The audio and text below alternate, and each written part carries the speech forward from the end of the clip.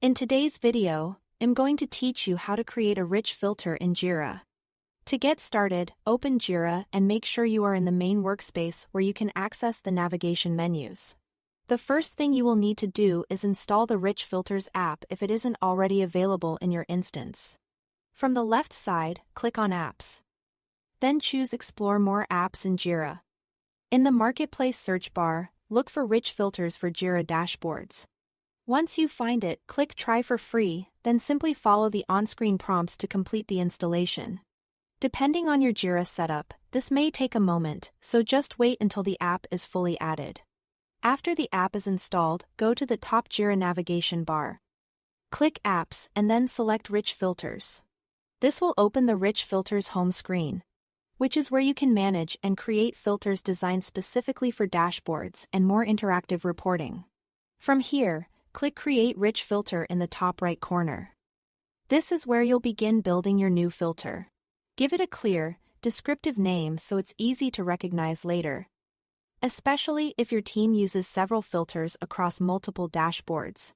Next, choose an existing native Jira JQL filter as the base. This is important because a rich filter builds on top of a standard Jira filter. So make sure the one you select already returns the set of issues you want to work with. Once the rich filter has been created, click on it to open the configuration area. You'll now see the different tabs that allow you to customize how users interact with the data. Start with static filters.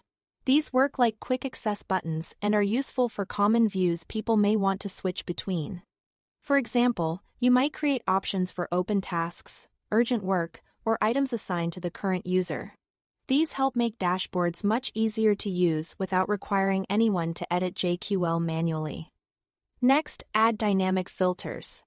These are interactive controls such as drop-down menus or text fields that let users filter results in real time using standard Jira fields, like assignee, epic, or status.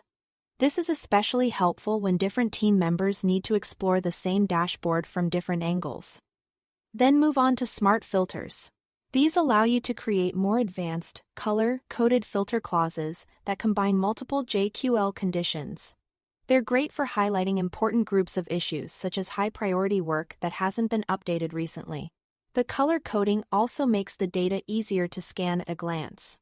Once everything is configured, your rich filter is ready to support more flexible and user-friendly Jira dashboards. That's all to it. Thanks for watching.